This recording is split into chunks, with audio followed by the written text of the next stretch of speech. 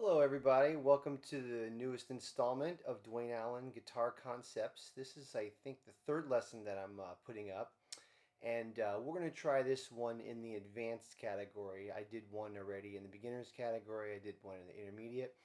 All of these category types, they're all, pretty subjective, so let me explain what I'm going to consider in the advanced category. Obviously, advanced, sky's the limit. You can go up to Pat Metheny and beyond, and superhuman. But anyway, I'm gonna basically, whenever I teach an advanced lesson, it's gonna be something mostly geared towards jazz guitar. Okay, and in my intermediate, it's gonna be more blues rock and beginning jazz, and maybe some other things as well. And the beginner category will be more basic stuff. All right, so I'm going to talk today about how I like to teach improvising over like a basic jazz standard, okay? And whenever I do a lot of these lessons, I like to give you some prerequisites that you should know. That way, you won't be in over your head on this. So whoever is going to learn this lesson, it's probably somebody who's already familiar with jazz guitar to an extent, someone who already knows their neck pretty well. They know like all their basic modes, Ionian, Dorian, Mixed Lydian, all that stuff. They know a decent amount of jazz chords. They can play a jazz standard like a basic one. They have a real book. They can read out of the real book. So this is for someone who is looking to learn how to improvise over a jazz standard, okay? Um, there's a million ways to approach improvising over a jazz standard, and I like to use two different approaches. Okay, and like I said in my earlier videos, what I'm going to tell you, you might hear somebody else say this as well, but I'm just telling you my perspective on it. Okay, so I approach a basic jazz standard like the song "Autumn Leaves," which we're going to talk about. Okay, and we're just going to talk about improvising over it. We're not going to talk about how to play the melody, how to play the chords. That all of those could be in a different lesson. But basically, how I would approach it is two different ways. Okay, one way is what I call tonal centers, and the other way is what I would call augmentation. Okay, so basically, when an advanced jazz guitarist or a jazz musician improvises over a tune, what they're normally doing is they're not really thinking. They're actually playing what they're hearing in their head. The good ones, that's what they do. But underneath that, in the subconscious level, you can call it, what's kind of happening is all these different kinds of concepts are going on. Sometimes they're thinking melodically, sometimes they're thinking with chord tones, and then they're also thinking of sub chord substitutions and alterations. There's a whole bunch of stuff going on. But I like to teach how to do songs using like one or two levels at a time, and you just focus on that, okay? The first level that I like to talk about is basically, like I said, it's called tonal centers. And what that means is when you have a song like Autumn Leaves, instead of improvising over every chord, which is what the more advanced players tend to do, uh, you don't need to approach it that way in the beginning. I've seen a lot of teachers take a student that's new to jazz and they try to teach them how to improvise over every individual chord using chord tones and arpeggios and all that. And that's a great way to do it, but I think it's too hard for someone who's just getting started in jazz. I think there's an easier way to do it, okay? Which is the tonal center way, okay? What that means is when you have a song, usually there's going to be a chord progression, and that chord progression is going to go into sections, and each section has kind of a tonal center to it. So what does that mean? So for instance, if you do Autumn Leaves out of the real book in C where it's in the key of E minor, okay? If you know the song, if you, by the way, you should have the lead sheet for this song, Autumn Leaves in E minor, and follow along, okay? So basically, the chord progression for the first four bars is A minor 7, D dominant 7, G major 7, C major 7. Okay? That section there is in the key of G. It's basically a 2, 5, 1, and then a 4. By the way, another prerequisite that you might want to know is what is a 2, 5, 1 progression? What are diatonic chords? If you don't know that, you might want to look into that and then come back. Anyway, so this little section here is all in the key of G major. Okay. Then it goes to F sharp minor 7, B7, E minor 7, right? That section is basically in the key of E minor, okay? So we have 4 bars that are in the key of G major and then 4 bars that are in the key of E minor, okay? So instead of trying to improvise over each individual chord, I teach my students to improvise over sections of the song, okay? So the first section, as I had mentioned, is in the key of G major. So that means I have a little looper here. I'm going to loop the chords and I'm going to improvise over it. So while we're doing that first section, I'm just going to improvise using the G major scale. That's all I'm going to do. Now, by doing it simply like this, what it allows you to do is it allows you to focus on rhythm and it doesn't make you think about too many things. The one thing that I've seen with a lot of students is if you throw too many concepts at them, they can't remember 15 different concepts. So then a lot of the elements of playing start to suffer, like rhythm or things like that. So this is a concept that's kind of easy to do. This way you can focus on really grooving because the number one aspect of jazz is groove and swing. That's number one over everything else. And that's a whole other lesson that I'm probably going to talk about. But for now, I'm going to improvise just over the first section where it goes A minor 7, D dominant 7, G major 7, and C major 7. And I'm going to loop that section, and all I'm going to do is improvise over it, and all I'm going to do is use a G major scale. Since that section is in the key of G major, I'm going to use a G major scale. Another prerequisite is you should know a bunch of different forms of major scales and harmonic minor scales. Okay, so here we go. Here's the loop of the first part.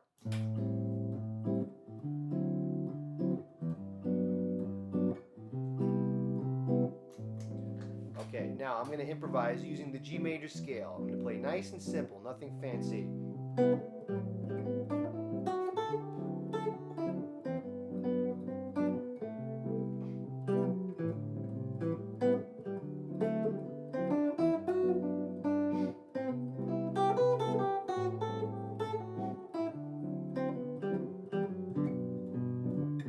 You see what I'm doing there? All I'm doing is improvising melodically. Okay, so that's the thing.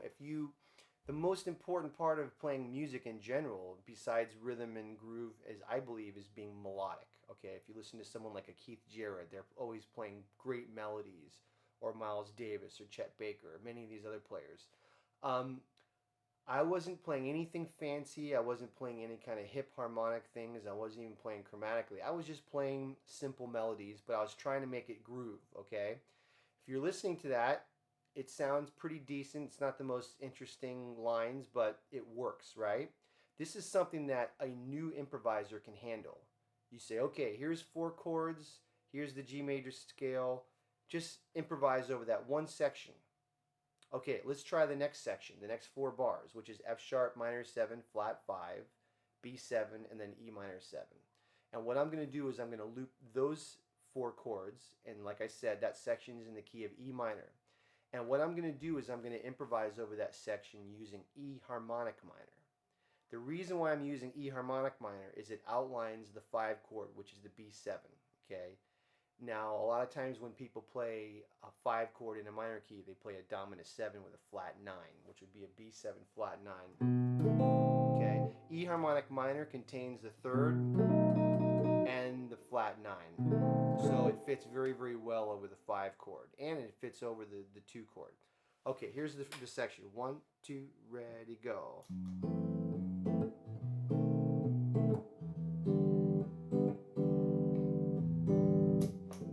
E harmonic minor.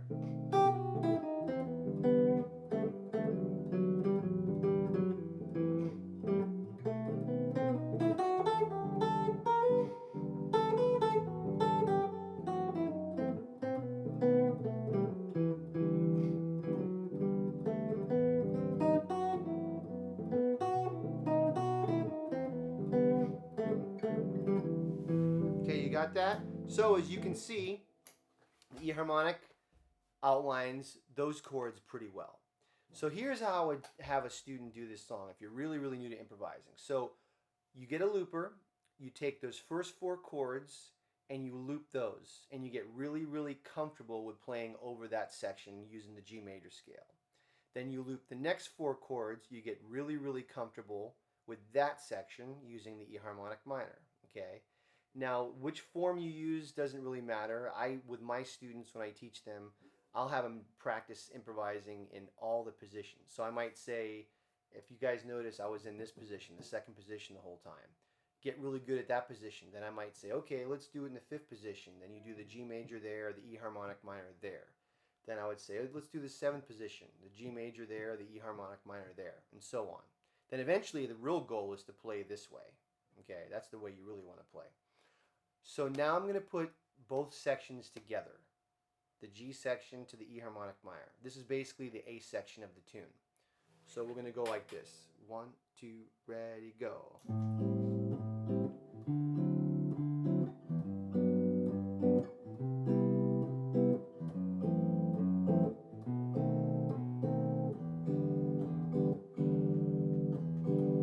G major.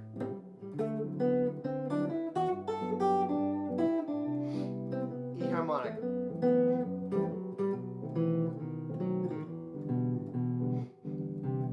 G.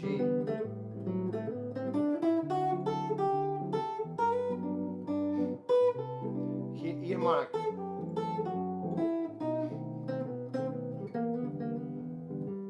G.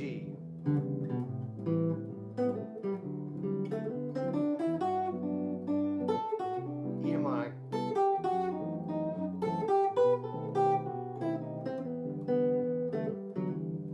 Okay.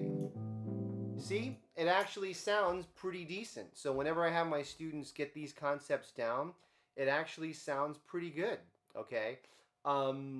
So then what you got to figure out, you get all the sections of Autumn Leaves, the B section. You figure out, like the first part of the B section starts with the F sharp minor, the B7, the E minor, right? That's in the key of E minor. This song is just basically made up of 2-5-1s, 2-5-1 in G, 2-5-1 in E minor. So what you do is you map the tune out in sections, okay, and you practice it in sections, and then once you get comfortable with all the sections, you put them all together. So I'm going to play through the whole song one time with the tonal sections, okay? From the beginning. I'm just going to do the chord progression. Oh, I dropped my pick. Whoops, come on, pick it up, pick it up. Okay, here's the chord progression for the whole song, and I'll call out the tonal centers, okay? 1, 2, ready, go.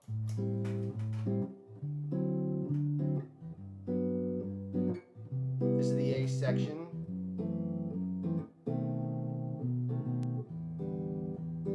Now, I'm going to repeat that A, because it's the AABA form.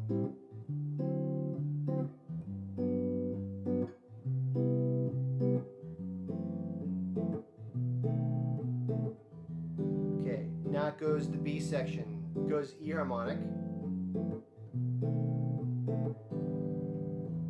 Now key of G again.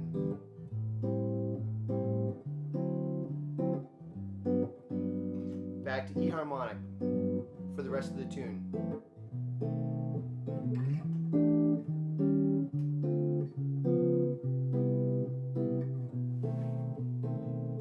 Okay, here's the whole song. I'll call it the sections. G.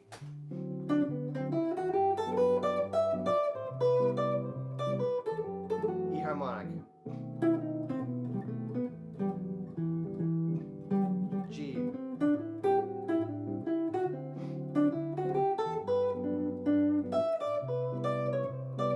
E harmonic.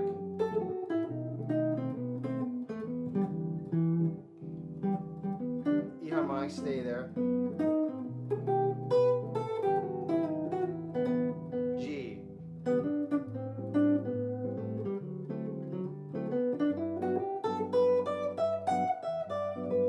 E harmonic.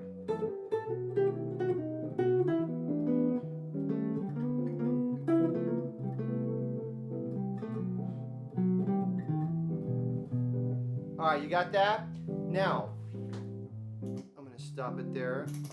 Okay, so I played with the tonal center idea over the whole tune. Okay, now, some of you might be listening to it thinking, it doesn't really sound like jazz. It's somewhat melodic, but not very jazzy. One thing you can do when you're doing this concept to make it sound jazzier, to make it sound more like a bebop thing, is you want to use chromaticism, which means basically you're filling in the holes between the different notes. So if I'm here, I might go using what we call passing tones.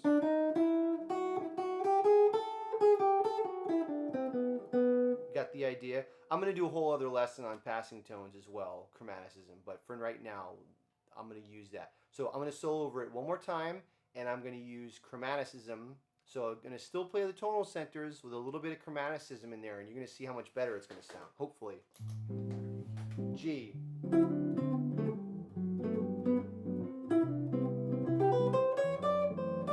E harmonic. G.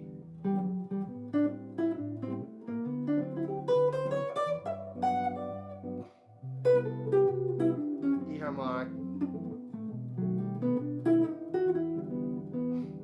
Stay in E.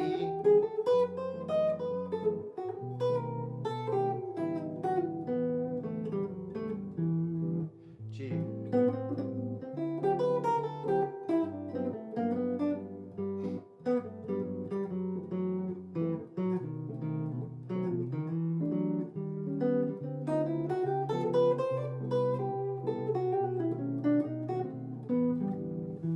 All right, so I'm going to make this lesson in two parts because I think it's pretty long with the two different concepts. So I'm going to do another video to talk about the augmentation. So, talked about tonal centers, how to take a tune in sections, and then just play the major scale for that section, or the major scale or the minor scale, and then you put it all together, okay? And you learn how to play melodically and you make it simple. If you were to improvise over Autumn Leaves, just using that one concept, it would actually sound fine and you'd be able to go play a gig and the average person would be happy with what you're playing. Um, I hope you enjoyed that lesson. I hope it made sense to you. This is in the advanced category, so if it was kind of over your head, don't worry about it. I'll have plenty of videos for beginners and intermediate. If you have any comments or questions, please put it down below. And if you like the channel, please hit subscribe and also check out my other channel, Dwayne Allen Music. And if you're interested in lessons with me through FaceTime or Zoom, I'm available for that. So thank you so much for listening and have a good one. Thanks.